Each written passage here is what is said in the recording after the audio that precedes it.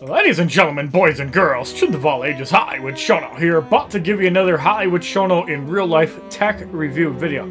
Now today's video I want to talk about the Samsung Galaxy Tab S4, which will be releasing on Friday, August 10th, which will retail at $649 for the 64GB version, or if you want to shell an extra $100, you can pay $749 for the 256GB version. Now, there are a couple accessories for the Samsung Galaxy Tab S4, one of which you can see right there, which I am a huge fan of and will be picking up on Friday. So, they're advertising that the tablet can multitask without boundaries, adapted to your busy life at home and on the go. Their fine Galaxy Tab S4 is your ultimate entertainment and multitasking assistant.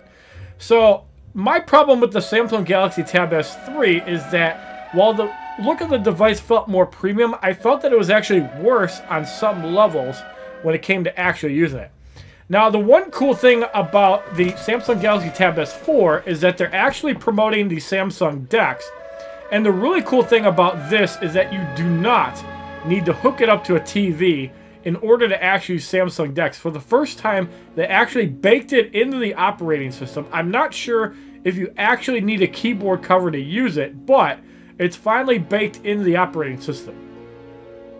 So you can use a piece. Use it like a PC with a taskbar. Multi-window capability returns, kind of like the Samsung Galaxy Note Pro 12.2 inch, which I really loved until they destroyed the tablet with Android 5.0. If you guys remember, Android 4.4.2 Jelly Bean was amazing with the Galaxy Tab Pro, Tab S or Tab Pro 12.2. You could use it. You could play, for example, Injustice: Gods Among Us. You could pop open a map. You could have a YouTube video going in the background and watch a Twitch stream and have plenty of room. I also like the fact that the resolution on the device is back up to the 2500 by 1600 resolution that the original Tab S had, going back to its roots. So diversify your work. Your personal productivity relies on comfort. That's where Samsung DeX with external monitor comes in. You can keep using the Android user interface on the tablet with the Samsung DeX on a larger screen, or watch the monitor and use the tablet as a touchpad digitizer or touch keyboard. So the amazing thing about this aspect is the fact that I plan on working on editing images with Adobe Photoshop, as you might have seen with a couple of my thumbnails. And the multifunctional S Pen brings numerous productivity tools along with it. Write down new ideas that come to mind before you forget it with screen off memo. Use live message to create animated handwritten notes in your conversation, or translate words and phrases with a swipe of the S Pen's translate function. So we've kind of seen the live messages with the Galaxy Note 8. So if you've used that, it kind of works just the same way. Live messages, you can see right here. So basically you take an image and you can put random stuff in and you can translate, which is really helpful for WWE Mayhem, considering that a lot of the people are Indian. So the Tab S4 does have LTE speeds of up to 1 gigabit per second, which gives you more time to get things done. And with 64 and 256 gigabytes internal storage and up to additional memory, 400 gigabytes for the micro SD card slot, you have plenty of space to store documents and videos. Now, for the general user, I'd like to say that 64 gigs is enough for the average consumer. Like, I have a Note 8, and I probably have about 10 gigs free. I think that 32 in today's day and age of games running between 2 and 3 gigabytes is way too small. Now, this has an octa-core processor, 2.35 gigahertz, and 1.9 quad. And that's definitely up from the Tab S3. So the 10.5-inch screen is now 16 by 10 resolution. And I've actually gotten used to no home button with the Galaxy Note 8. Obviously, the S8 started it. But I really think that the home button was not a huge deal, removing it or having it in there. But it does give you room for a larger display and kind of spacing things out. So this tablet is not going to be much bigger than the Tab S3. And I also have the Tab S2, which I can show you off as well. And it still has the quad speakers like Dolby Atmos. And I have two versions of the iPad Pro, which we can run the sound against. Obviously, the iPad 12.9-inch does sound louder than the 10.5-inch iPad Pro. So it's going to be an interesting test and a form factor. And, of course, as you can see here, it still has the headphone jack. Although iPads have not removed this. And I really hope that they don't. I really feel that headphone jacks are super convenient. For example, if you're in the car and somebody's playing music and you don't want to hear it, put headphones in.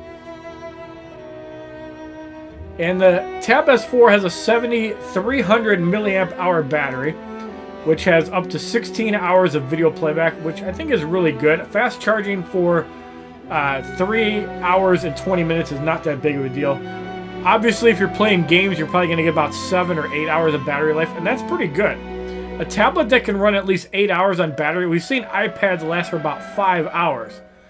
So there is a smart home display that you can use while it's charging. So if you want to have a display, kind of like a screensaver on a desktop, there is a charging dock pogo that you can also use to kind of stand it up. You can also just use your keyboard cover for that. So I find that this accessory might be good for a desk if you want to display it without the keyboard. For example, if you're gaming on a tablet, you don't want to have the keyboard cover there because it just blocks in the way, but you want to be able to stand it upright. That's where the charging dock is going to be a good idea for YouTubers and gamers, or for people that are standing up. I think this is going to be a great accessory. I don't think I'm going to write this off versus the keyboard cover, because I really did like the Tab S3's kind of magnetic feel.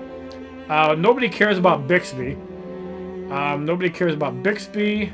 It does have iris technology, which was present in the 8 devices, and I think the 7 also has it as well, but it was more baked into Android Oreo.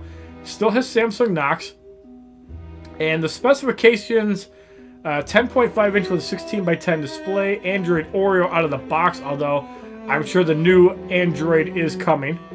It's got the S Pen, which I can't wait to test out, although I heard the Note 8 Pen is going to be ridiculous. It does have Bluetooth 5.0, USB 3.1 with the USB-C connector, and Qualcomm MSM 8998, which is basically the Snapdragon 830 as well for the processor. And comes in black and gray. Obviously, if you want the keyboard cover, you should probably get a black one. And the accessories, the new favorite pen, basically looks like the old one. Although they did remove the clip, which made no sense. So I'm glad that they got more of a magnetic feel, and I think it's going to be better with the keyboard case. So the weight is 9.1 grams, which is not a big deal. And I really like the new keyboard cover because unlike the old one, which held in place by magnets, this one actually snaps in, kind of like the Logitech keyboards. And it left the charging base kind of like down here, where it clips in the keyboard. That design has not changed, and definitely very practical. So 150 bucks, although if you order it from the Samsung store, you get 50% off the keyboard cover, which will save you 75 bucks. So I'm kind of curious to see how the charging dock pogo is going to be. I have a feeling that it's going to be right on my desk if I'm playing a mobile game, or if there's a certain thing, like if I ever adapt standing up in the future, it's going to be really good. But they also have book covers too, if the keyboard is not your thing. But honestly, I really like the whole Samsung DeX thing, and I really do not like the whole flimsy book cover as a stand. I really think the keyboard cover this time around is a lot more mandatory. So you can see the specifications here. You can choose between black and gray.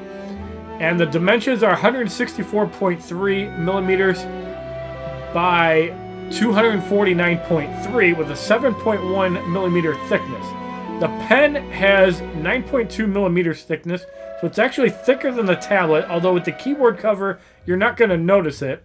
The S Pen weighs 9.1 grams, and the tablet weighs 482 grams with Wi-Fi, 483 grams with LTE. Now, the interesting thing is, normally the extra weight is with the SIM card. My question is, can you actually add LTE in a Wi-Fi based tablet by not using the SD card? At which point, the 256 gigabyte base model seems very tempting. And maybe that's something I can test out, because I do have additional SIM cards that I could test that out. I'm pretty sure that's not how it works. It's probably additional software for LTE, but if it does work like that, that'd be pretty badass. So, front sensor is 8 megapixels with an 85-degree field of view, f1.9 aperture, and on the rear camera, it's a 76-degree field of view, 13 megapixel auto flash. So I imagine it's not upgraded from the Tab S3, which was very mediocre. f1.9 aperture on the rear as well. And it's probably going to shoot 4K and 30 FPS. As we know, the Snapdragon 845 does it in 60 FPS. So I have a feeling that the video is not going to be the same. So obviously, you can see Qualcomm may differ by country and carrier. Probably the other countries like Korea are going to have better versions. All the tablets are going to have 4 gigabytes of RAM and the storage. And Android Oreo with speakers tuned by AKG. And here you can see playback at 60 FPS and recording at 30 FPS. Which, in this day and age, is fine. Usually the tablets and phones will last 5 minutes at 4K. And, yeah, this tablet is going to be amazing. I really feel that this tablet is definitely going to replace the Tab S3. Obviously, the Tab S2, in my opinion, was a great tablet. The one thing I'm curious about is, can you connect it with a game capturing device? That was one of the biggest gripes I had with the Tab S3, was the fact that you could not actually hook it up to Elgato to record gameplay off it. So, with that said, Mortal Kombat X will probably be returning on the Galaxy Tab S4. Maybe I'll give Injustice 2 another try with a brand new account on the Tab S4. And maybe I'll try to make Android my daily driver and just skip iOS, if at all possible. Now, I don't know if you can actually make a Verizon tablet compatible with AT&T. I know you could use the codes 1, 2, 3, 4, 5, 6, and there was another one that you could actually use, and you could then bring your carrier in. I'm going to have to ask that when I go into Best Buy on Friday to pick up the tablet, because honestly, I would love to have cellular and go with the 64 gig model versus 256 gigs, because I feel that's a little bit overkill unless you're doing heavy video recording and rendering on the tablet itself, which is what you would need the 256 gigabytes for, or if you're holding large files. Otherwise, I think 64 gigs is plenty, but we'll have to see on that. So if you like this video talking about the Samsung Galaxy Tab S4, which I will be picking up on Friday, August 10th. Unfortunately, not sponsored, not a free device from Samsung to test out.